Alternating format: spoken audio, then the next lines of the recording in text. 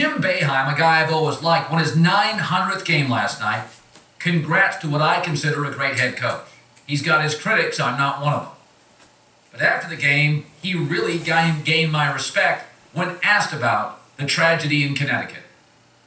Because I don't, believe, if we in this country as Americans cannot get the people that represent us to do something about firearms, we are a sad, sad society. I'm not talking, I'm a hunter, I've hunted, I'm not talking about rifles, and hey, that's fine. If one person in this world, NRA president, anybody can tell me why we need assault weapons with 30 shots in the thing, if one person in the world, this is our fault.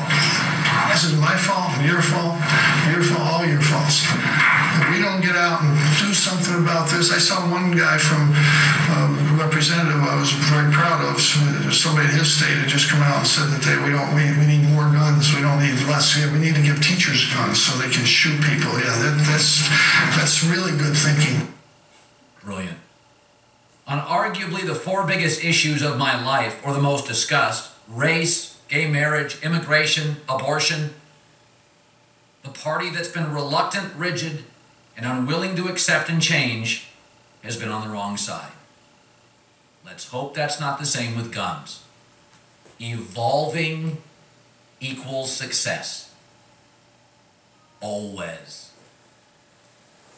Colin, gun regulations won't end killings. No, but it's at least the right direction. And I'm not going to stick to sports. My kids deserve a dad willing to be hated by some to get the right message out to many. We owe our kids a safer world. The same guy that says stick to sports, I watch sports to get away from the real world, needs more of the real world, because the real world, our kids, simply matter more than games. You should talk about it in the morning, talk about it with your kids, talk about it with your wife, watch shows to talk about it. If I lose a few listeners because I believe strongly that sports is second to my life, which I always have, it's even on my avatar on my Twitter account, so be it. I'll have a smarter audience, albeit a smaller one. We owe our kids a safer world. Good for Jim Boehem having the guts to discuss it. Coming up next, what is Mark saying?